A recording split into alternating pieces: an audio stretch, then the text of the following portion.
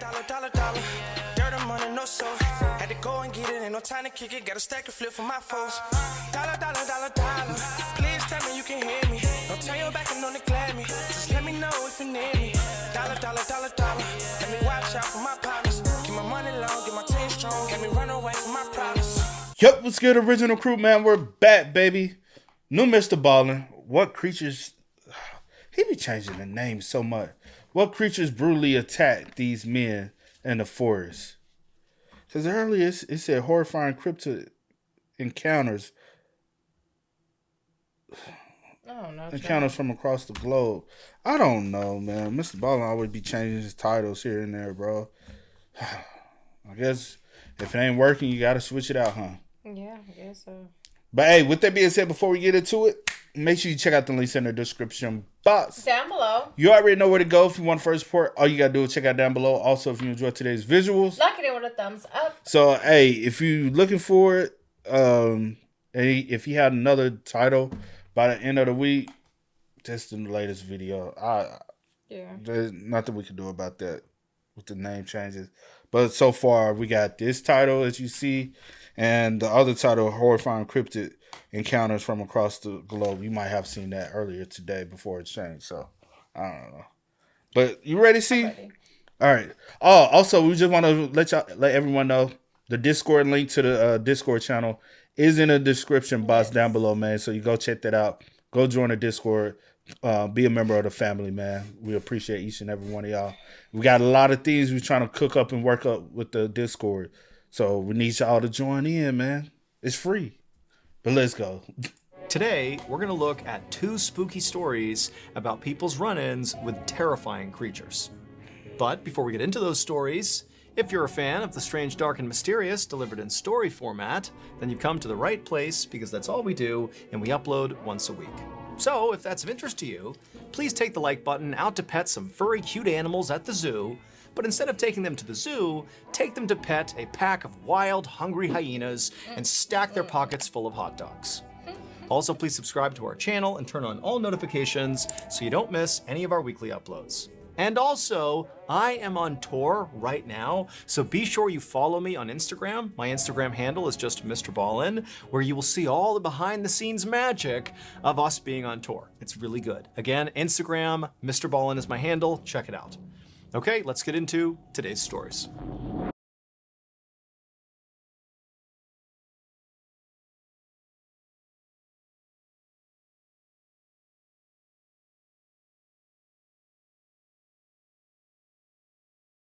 Just after midnight on May 1st, 1971, a 20-year-old woman named Elizabeth Ford was sleeping on a couch in the front room of a small house near a city in Arkansas called Texarkana. Elizabeth and her husband Bobby were staying at the house with Bobby's brother and his wife, who owned the house. Bobby and his brother were still both awake, and Elizabeth could hear them talking in the kitchen quietly. The house was surrounded by woods and swampland, and Elizabeth had opened up a window above the couch, so a breeze was blowing in. Now, usually, she slept really well with the sound of the woods in the background, but tonight, she was tossing and turning. And this was because, as she lay there trying to sleep, she became very aware of a unique sound coming from outside that was not the sound of, the trees blowing in the wind or the insects buzzing. This was something else. It was a slow creaking sound, and at first, it kind of sounded like it could be out in the woods somewhere. But eventually, Elizabeth realized this creaking sound was sort of moving back and forth, right outside on the porch, below the open window. Suddenly, Elizabeth's eyes flew open and she looked at the window because this creaking sound had just intensified and then came to a stop on the immediate other side of this window, like there was something heavy right outside. Elizabeth sat up to face the window, but she didn't see anything outside through the screen. And so right away, she felt totally relieved. She didn't know what that sound was, but clearly there was nothing there. However, just to be certain, she decided she would go a little bit closer to the screen and actually look right up close to make sure there was nothing down below on the porch. And so Elizabeth leaned forward and pressed her face to the screen and began to look. And as she did, this dark figure down below suddenly rose up and completely blocked out the window. And Elizabeth's looking at it, having no idea what it is. And before she could do anything, this huge thing slashed at the screen, and this big reddish furry brown paw with razor sharp claws cut through the screen and nearly cut Elizabeth's face. Elizabeth screamed and practically fell over, and this dark creature outside turned and bolted and disappeared. And then a moment later, Elizabeth's husband, Bobby, and his brother came running into the room asking what was going on. Elizabeth was so shocked at what she had just experienced that all she could say to her husband was, "It's a bear! It's a bear!" Bobby helped Elizabeth off the couch and then told her and his brother's wife to stay in the house and away from the windows. And then Bobby and his brother got shotguns and flashlights and went outside. Once outside, Bobby and his brother began scanning all around the porch area where Elizabeth had apparently seen this bear to see where it was. They held their flashlights out and they scanned the tree lines. They looked all over the place, all around the front of the property, but there was no sign of this animal. And so the brothers looked at each other and nodded, and then they both left the porch and went different directions, kind of looping around the back of the house. They were going to scan the entire property and meet up at the back. And when they met up at the back, they still hadn't found this bear, and so they walked away from the house towards the tree line and did another big sweep together of the entire perimeter, again, looking for any sign of this animal. But there was nothing. And so after a while of circling the property, the brothers decided that, this bear must have just run off. And so Bobby and his brother returned to the porch to figure out their next move. Both Bobby and his brother were hunters, and they knew that usually the best thing to do with the bears that roamed this area was to leave them alone. I mean, these bears could grow to be 500 pounds, and if they were provoked, they could run at 35 miles an hour. And so generally, you just stayed away from these things, and they'd leave you alone too. However, as the brothers were sitting there talking through what had happened that night, they both said, it definitely seemed like this bear was different. I mean, apparently it was aggressive enough to come right up to the house, unprovoked, and reach in and swipe at Elizabeth, which obviously was not normal bear behavior. And so, to Bobby and his brother, this meant that they really couldn't just leave this bear alone.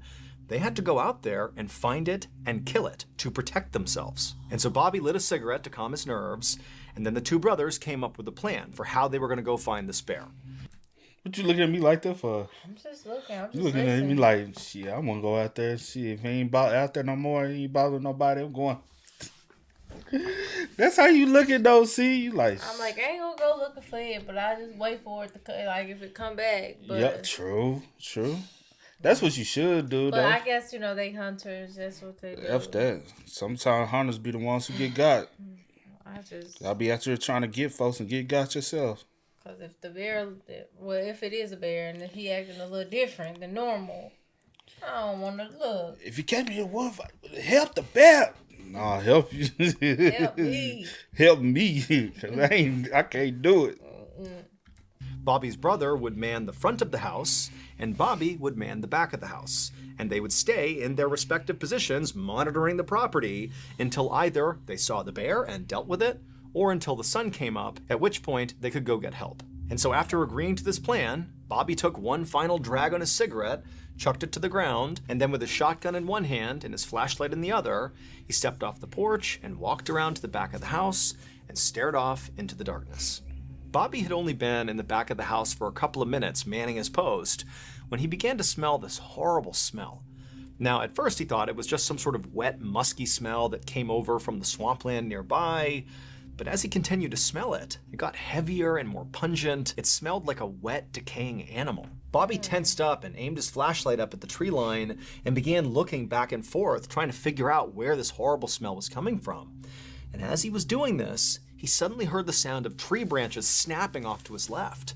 And so he whipped his flashlight over and shined it, and he saw this big, dark figure charging across the property away from him into the forest. Bobby instinctively raised his shotgun and fired, and then after shooting, a loud yelp echoed in the air, and then Bobby just took off running in the direction he had just fired. And as he's running across the yard, he's screaming for his brother, who had already heard the shotgun blast, so he was coming around the house, and the two men linked up, and as they're running in the direction of this bear, Bobby's telling his brother, "I think I got it, I shot the bear."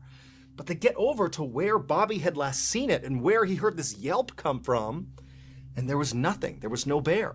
Still, the brothers did feel a little relieved. They figured even if they couldn't find this thing, clearly Bobby had hit it. He had heard the sound of it yelping out, and so maybe by at least wounding it, it would stay away and leave them alone. But just then, the men heard the sound of their wives screaming from inside the house. The men immediately ran back to the house, and as they got closer, Bobby, again, began to smell that horrible smell. And right as Bobby's foot hit that first porch step, his brother from behind him screamed out, "Stop!" But it was too late. The bear was on the porch. That's why the women were screaming. They had seen it, and Bobby's brother had seen it, but Bobby hadn't. And now he was too close to it to get away. And before Bobby could raise his gun to protect himself, this thing attacked. And Bobby felt this horrible burning, tearing sensation in his arm. He fell to the ground, twisting wildly back and... Why the hell his brother ain't shooting? That's the what I'm fuck? wondering, child.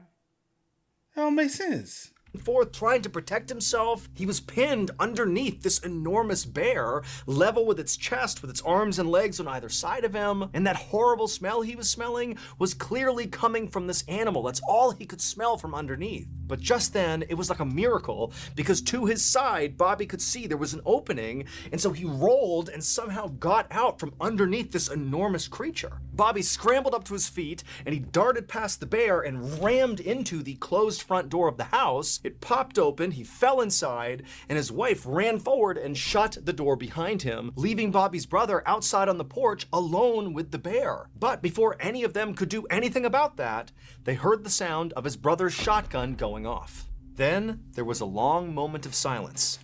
Inside the house, everybody was frozen. A few seconds later, the door slowly opened and Bobby's brother walked inside. Everyone was too shocked to say anything, so for a second they all just stared at each other, and then finally Bobby asked him, "Is the bear dead?" And Bobby's brother, with a trembling voice, said no. And that wasn't a bear. As soon as dawn broke and it was not dark outside anymore, Bobby's wife drove him to the hospital, where they would treat him for shock and for the wound to his shoulder. They had hoped to find it somewhere on the property, either dead or wounded, based on Bobby's brother's account of having fired at it basically point blank, but the creature was gone. They did find its tracks though, and this discovery made it clear that Bobby's brother was right, that this wasn't a bear.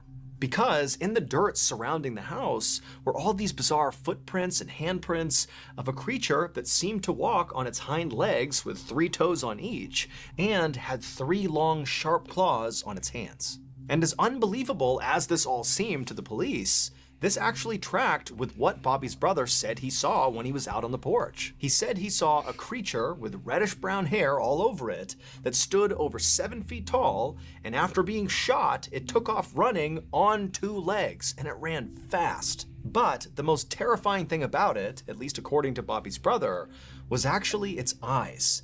They were blazing red. And when the news of this attack spread to the nearest town, which was called Fouke, the people there knew exactly what this creature was. For 200 years, people in that part of Arkansas had been talking about this huge creature that was sort of like a Sasquatch that roamed the forest and the swamps. They said it was fast and elusive, and it ate livestock and pets. They called it the Fouke Monster, or sometimes the Boggy Creek Monster. But Bobby Ford and his family's encounter with this creature was unlike any other story that had been told about the Fouke Monster. While some people claimed in the past that this creature had attacked people, nobody had ever heard of it actually coming up to somebody's house, trying to break in and terrorize a family. Bobby's ordeal would inspire the 1972 horror movie, The Legend of Boggy Creek. Over the years, police officers and some scientists have suggested that maybe what Bobby and his brother encountered that night was actually a feral pig. However, authorities have never actually been able to pinpoint what this thing was. Nobody knows. And to this day, hikers and hunters near the swamps of southwest Arkansas and also across the border into East Texas still report run-ins with the legendary Fouke Monster. Why I ain't never heard this spot of this story? We close enough to Arkansas, especially growing up, right there. Because of the year or something. And... But we ain't like. But it's the southwest part of Arkansas. We're more we're still close to the west Arkansas. Yeah. I'm gonna ask my mom if she ever heard this story. No, we're closer to East Arkansas. Never mind. I'm trying to. Yeah. I've been through Texarkana before though. Going to Texas. Been through. I was like Texarkana. What? I was like, that's ugly.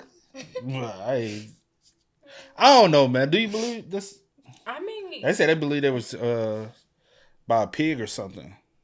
I guess so. Like, if you actually have like record of someone having injury, and then this story and all, yeah. Because I was looking up to see like what kind of like if they had any kind of like other image, other thing. They, I guess it's kind of like Legend of Bigfoot type thing. Like after you looking at the photos and stuff, it's like the Legend of Bigfoot. If you believe in that. Yeah. And I said if you believe in it. I ain't like if you believe in it, cool, whatever, that's you. But it's if you believe in it. I guess so. Like if there's actually record that from these like this attack or whatever the case may be in this, But 71, did we do a toxicology report? Like did we test and make sure they weren't high on something? You know what I'm saying? We out in the woods. But I guess the wives vouched for this story too, huh? They could have been high too. They all could have been high. Hell, you don't know. But I'm saying if you actually people be out in the woods getting blazed high though. But I'm saying if you actually go to the it's hospital. the 70s. So then they all was high. That was just a high decade. But if you actually go to the hospital, what? With the wounds and stuff like that. But you gotta also remember it's the 70s. They ain't testing for stuff like that though. I'm just saying. Nowadays they'll test for it. In the 70s they ain't testing for it. They looking at the wound. The wound probably said it looks like they were attacked by a pig or something. That's what he said. We're going off of what he said. A lot of people like to go off of what he said, so I'm just going off of what he said. He said okay, babe. That they said he was attacked by a pig. Well, they said they didn't say he was attacked by a pig. They just said it's a possibility it could have been pigs. What pig attacking humans? But yeah. What wild pig attacking humans, man? But then with the height, you acting like you on something. But with the height and stuff like that, and then the 3 claws, and then the feet, like being on. I was trying to make a pig noise. Okay, let's go. No, I was trying to make the pig noise. Have you ever heard pig? Yeah. Like how squeak, whatever they do. Yeah. What you was trying to say though? I don't know. Because you all over the place. You got me discombobulated. Come on. But now every time I think about pig, I think about that. Oh no, how hard time people. And a hard time. Oh no, hard time. Okay, baby. But I don't know, man. If you want to believe it,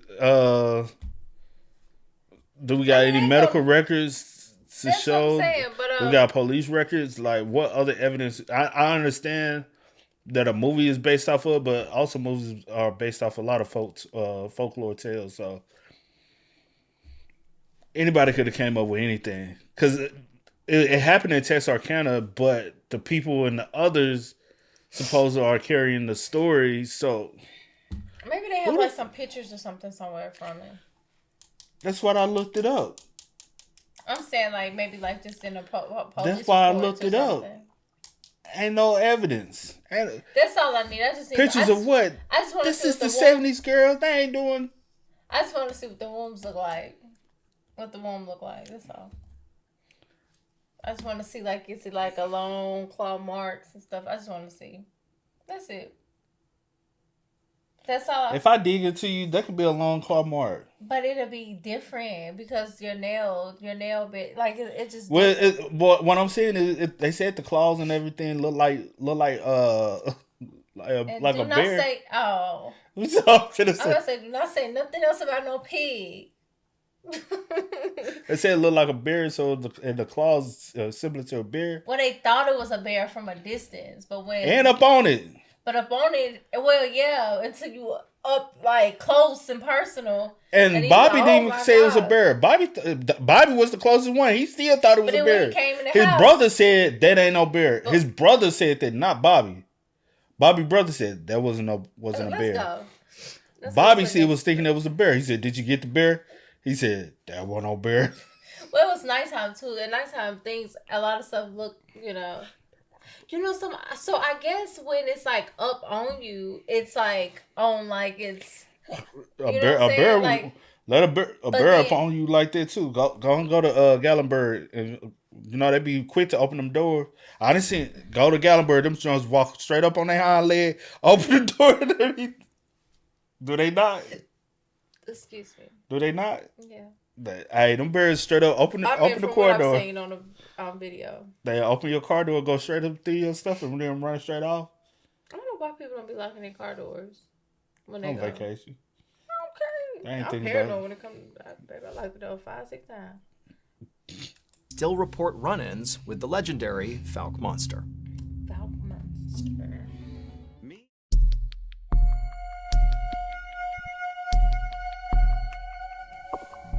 On the evening of August 1st, 2015, a 20-year-old man named Fraser Baloyi walked alone down a main road toward his village in the South African province of Limpopo. Fraser was on his way home from work, and he was pretty desperate to get there. It was only about 7:30 p.m., and usually around this time, Fraser was used to seeing other people out and about on this road, just kind of walking around in the dusk or, chatting or doing various errands, but tonight there was nobody out there. And in fact, in recent days, this area of Limpopo had basically become a ghost town. Nobody went out unless they absolutely had to, because over the last 10 days, over 20 people in this area had been brutally mauled. Whoa. The victims had all insisted that the creature that had mauled them was some kind of four-legged demon, and they had begun calling it the Beast. Now, Fraser considered himself a pretty level-headed person who did not necessarily buy into the hype around this beast. He figured it was very likely just a dog. But still, he didn't want to get attacked. And so as he walked down this vacant road, he periodically looked over his shoulder just to make sure no dog was following him. As Fraser continued to walk along, he looked up and saw the huge forest fire that was raging on a mountain miles and miles off in the distance. A few days ago, the fire had started, and from Fraser's perspective, it still seemed to be going strong. In fact, in the darkness, it almost looked like the mountain was glowing red.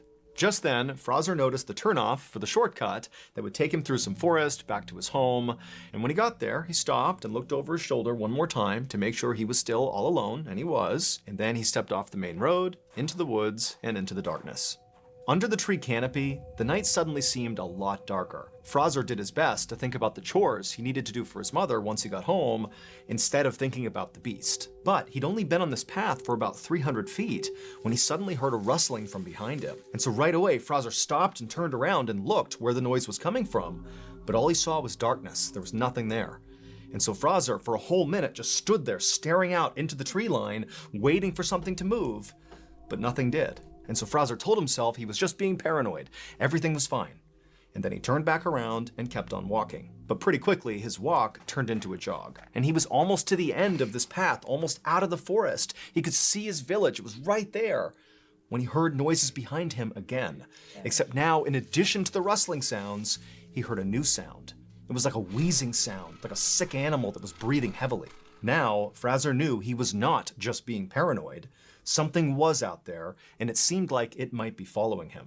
Without slowing down, Fraser looked over his shoulder again to see what was out there, but again, he just saw nothing. It was just shadows. However, when he turned back around and kept on going towards his village, he heard this loud crashing sound behind him, like a massive animal had leapt out of the brush and landed on the path behind him. And so Fraser was immediately so scared he couldn't even turn around. He just started sprinting toward the village, and all he could hear behind him were these loud, pounding footsteps as whatever this was gaining on him. And so Fraser was so instantly terrified that instinctively he just started sprinting off without even looking behind him. And so as he's running, this thing's gaining on him, and again he can hear this awful wheezing sound coming from whatever this is, as if there was something wrong with its lungs. And in Fraser's panic, as he's sprinting through the forest, Fraser's telling himself it's just got to be a rabid dog. That's why it's making those sounds. But he knew that didn't track. This thing is huge. This can't just be a rabid dog. And so Fraser just kept on running, and finally he got out of the trees, back into his village, and at the exact same moment, the pounding footsteps behind him came to a stop. But again, Fraser, he didn't turn around. He's too scared. He just ran for his door. His house was right there in front of him, and he gets to his door. He's about to open it up, and right as he does, he feels this searing pain in his neck. This creature, whatever it was, had leapt and grabbed onto him and bit down on the back of his neck. And so Fraser crumpled to the ground and threw his arms up over his head to protect himself, and with one eye, he can see it's this massive black creature on top of him, chewing on the lower half of his face. And so Fraser, he couldn't even feel any pain. He just began screaming for help, and he tried to push it off of him, but he couldn't. And then a second later, a flash of metal came across his eye as his mother and other villagers who had seen this happening and heard him screaming came out and began smashing whatever this was with shovels. And so a second later, Fraser's pulled away and dragged towards his house, and this huge black creature, it marched over to the edge of the tree line and just stopped, turned, and looked back at Fraser and his mother and the neighbors. And Fraser, as he's sitting there in total shock, he can tell that whatever this thing is, this enormous dog-like creature, this had to be the beast. That's what just attacked him. And in this moment, Fraser realized, this creature may have the shape of a dog, but it was not a dog. South Africa has its share of wild dogs, jackals, and hyenas, and typically they're multicolored and fairly small. And this thing was jet black, pitch black, and gigantic. And when this thing first started chasing Fraser, he'd had that panicked thought that maybe it was a rabid dog. But rabid animals are typically lethargic and confused. And this thing that was 15 feet away from them was absolutely alert and calm. The only thing sick about it was that horrible wheezing sound it would make as it breathed. And as Fraser and his mother and the neighbors just stood there staring at this thing, this creature just continued to stare back at them with piercing eyes. And its eyes were not normal. These were not like animal eyes or dog eyes. They were too small and set at the wrong angle. And there was real sentience behind them. They were human eyes. Just then, Fraser's mother grabbed Fraser and yanked him, kind of jerking him back to reality, and he scrambled to his feet, and he and his mother and the two neighbors, they took off running back into their respective homes. All the while, this creature just sat there on the edge of the forest, staring still in the direction of Fraser and his home.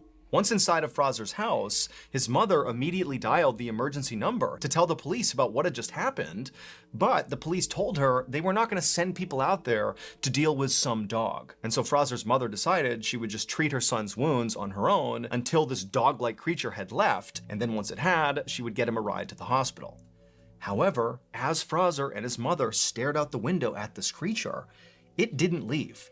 It just sat there staring back at Fraser and his mother with these hideous human eyes for hours and hours.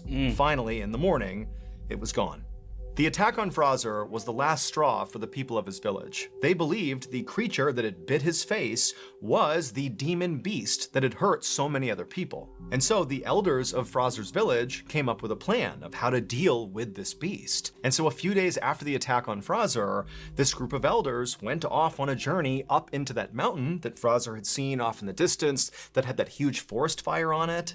And they were there for 2 whole days before returning to the village and telling everyone that they had successfully performed a ritual that had appeased their ancestors, and so hopefully now the attacks would stop. And sure enough, they did. They did not see the beast again. At least 40 people in Limpopo had encountered the beast at some point, either because they were attacked or they helped fend it off, like the neighbors did with Fraser. But because this beast was never caught, and it did stop attacking the village and just kind of disappeared, nobody ever actually figured out what it was. To this day, people in Fraser's village maintain that this creature was a demon and that it came down from the burning mountain, because every person, including Fraser, who had encountered this beast, noted its wheezing, heavy breathing, as if its lungs had been damaged by smoke. In all, at least 40 people in Limpopo encountered this beast, either because they were attacked or they helped fend it off. But because it was never caught, there is no definitive proof of what it actually was. As many of you may know, what you think it was, see? I have no clue. At first, I was thinking that maybe it would be like some type of like just big dog. At first, I did think it was like a dog. When he started describing the eyes, unless I can see the actual creature, I can't say. What about this mugshot? Y'all sure it wasn't like a big cat or something like that? Something, because I'm just thinking, like, if it was like anything else, I just feel like, because that's damage. Yeah, that's but damage. I feel like it would have been way worse. Yeah. You know what I'm saying?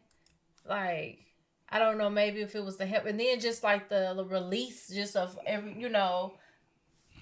Because sometimes even with dogs, they still won't like let up. Yeah. So I'm just trying to think of like, even when you like trying to like defend yourself or people like come to your aid or whatever, sometimes even with like a dog, they still be having a lockjaw on you. Yeah, you really got to beat them. Yeah, so I have no. Yeah, but that one, yeah, I don't know. And then for 40 people, everybody survived it.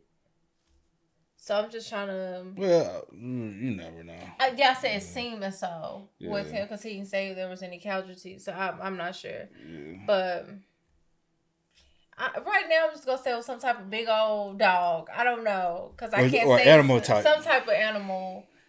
Well, we know it was some type of animal. Whatever the case, it's just what type. Like not a creature, but an actual animal. Yeah. Yeah. That's what I'm leaning toward, man. But I don't know. Who knows? Who knows? These stories was just I don't know. I can't get you a definite with that, man. Most definitely can't. But hey, man, y'all spam us up in the comments. Y'all let us know y'all thoughts for us about it in the comment section down below. But until next time, y'all know how it go, man. I do go by the name DJ New Kid. This is. We are. We are. Time to kick it, got a stack of flip for my foes. Dollar, dollar, dollar, dollar. Please tell me you can hear me. Don't turn your back and don't neglect me. Just let me know if you need me. Dollar, dollar, dollar, dollar.